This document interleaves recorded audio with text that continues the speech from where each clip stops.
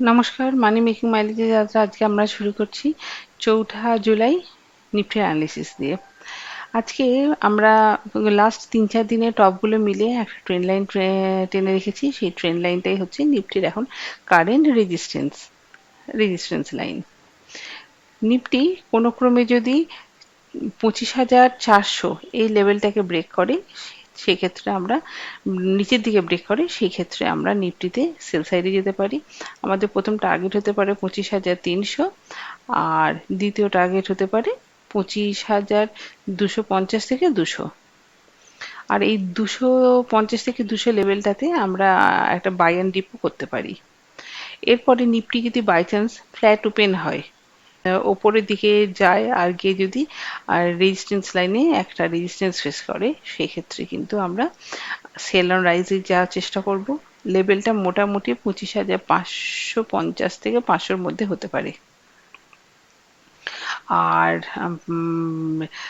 By chance যদি Nifty এই trend লাইনটাকে break করে উপরের দিকে যায় এবং সেখানে সাপোর্ট নেয়, সেক্ষেত্রে আমাদের টার্গেট বেরিয়ে আসতে পারে 25,600, 650 ইত্যাদি। এরপরে যদি আমরা অপশন চেনটা একটু দেখে নিই, অপশন চেন দেখতে গেলে আমরা দেখতে পাচ্ছি যে পুট সাইডের আউট অফ দ্য মানিতে কিছু পুট রাইটিং হয়ে রয়েছে আর পুট লং কভারও হয়ে রয়েছে। তার মানে হতে পারে যে নিফটি আপাতত 25,300, 350 এই সমস্ত লেভেলগুলোতে কিছু কিছু সাপোর্ট নিলেও নিতে পারে। ফ্রি ফলে জায়গাটা হয়তো একটু কমেছে। আর ঠিক তার উল্টো দিকে নিফটির ইন দ্য মানিতে পুট শর্ট কভার হয়ে রয়েছে, কিছু কিছু পুট বাইংও হয়ে রয়েছে। দুটো জিনিসই দেখাচ্ছে যে নিফটি এখন নিচের দিকে যাবে।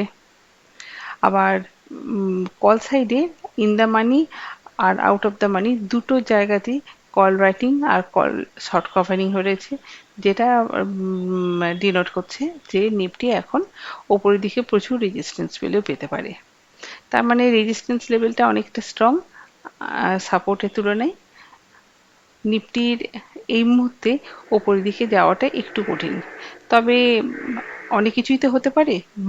মার্কেট তো, আমাদের সবকিছুর জন্য প্রিপারেশন নিয়ে রাখা উচিত।